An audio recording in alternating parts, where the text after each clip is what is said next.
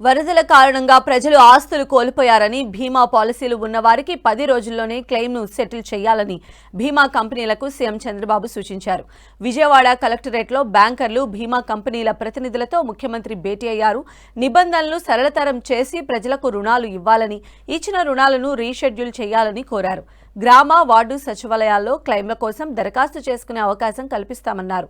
వరదల్లో దెబ్బతిన్న వాహనాలకు త్వరితగతిన బీమా ఇచ్చే విషయమై ఆయా సంస్థల ప్రతినిధులతో సీఎం చర్చించారు.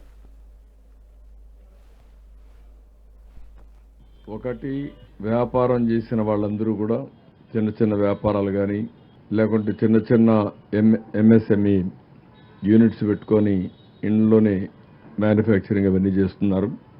ఇందులో ఇంకొక పక్కన వెహికల్స్, 2 వీలర్, 3 వీలర్, 4 వీలర్, ఈ వెహికల్స్ అన్నీ ఉన్నాయి. ఆ ఏరియాలో మొత్తం వెహికల్స్ అన్నీ సబ్మెర్జ్ అయ్యాయి. కొన్ని వెహికల్స్ కొట్టుకొని పోయినాయి. కొన్ని వెహికల్స్ అయితే చాలా వరకు పాడైపోయే పరిస్థితికి వచ్చాయి. అన్నిటికీ కూడా కొన్నిటికి ఇన్సూరెన్స్ ఉంది, కొన్నిటికి ఇన్సూరెన్స్ లేదు. అవన్నీ అనలైజ్ చేయమన్నాం. అనలైజ్ చేసి 2 కేటగిరీస్ కింద, ఒకటి ఇన్సూరెన్స్ అంతా ఇప్పించడం, దీనికి 10 days టైం బౌండ్ ప్రోగ్రాం పెట్టుకున్నాం. వైఎస్ఆర్ కాంగ్రెస్ పార్టీని చూస్తున్నాం. ప్రజలు అసహించుకునే పరిస్థితికి వచ్చారు. వీళ్ళని ఇంకా రావాల్సిన అవసరం ఉంది.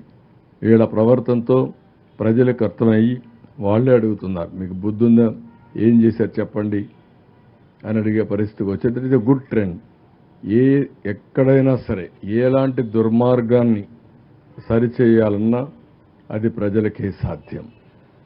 ప్రజలు మీరు కరెక్ట్గా ఆలోచించి నిర్మోహమాటంగా మీరు వ్యవహరించగలిగితే, మంచిని మంచిని చెప్పగలిగితే, చెడుని ఖండించగలిగితే ఆటోమేటిక్గా మంచి చేసేవాళ్ళ సంఖ్య పెరుగుతుంది, చెడు చేసేవాళ్ళ సంఖ్య తగ్గుతుంది.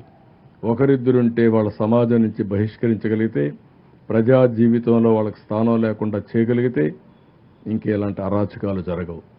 లేకపోతే ప్రజలను మభ్యపెట్టి అరాచకాలు చేయాలని చూస్తారు. ఒక 4 రోజులుగా రాత్రింబగళ్ళు నేను ఒక్కడనే కాదు, సీనియర్ ఆఫీసర్స్ అందరినీ ఫీల్డ్కి పంపించా. అందుకే నేను చెప్పాను మీకు, ఇలాంటి వ్యక్తులు రాజకీయాలకు అర్హత లేని వ్యక్తులు. ముద్దులు పెట్టి లోపలికి పోయి 10 సార్లు చేతులు కడుక్కునే రకం ఇవి. అంటే ఇవన్నీ డ్రామాలు ఆడితే రాజకీయాలు రాణించలేరు. సిన్సియారిటీ ఉండాలి, మనస్సాక్షిగా పనిచేయాలి. ఇలాంటి వ్యక్తిని నేను చాలాసార్లు చెప్పాను. అతను ఒక స్ప్లిట్ పర్సనాలిటీ, ఒక సైకో.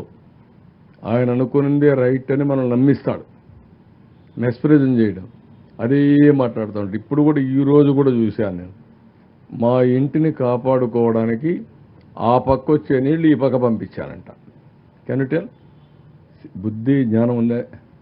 మీరు కూడా వినేవాళ్ళకి మీకేమన్నా ఉందా? అలాంటి వ్యక్తులు సమాధానం చెప్పమని అడగడానికి మీకు మనసు వచ్చేదని అడుగుతున్నా. ఎందుకు అటువంటి చెత్త మనుషులతో స్పందించాలన్నా? బుడమేరు నది, అది ఒక వాగు, అది ఒక డ్రైను. డ్రైన్కు నదికి డిఫరెంట్ జరిగిన వాటిని ఏమంటాం? అలాంటి వ్యక్తిని మేము మాట్లాడుతున్నాం ఇప్పుడు.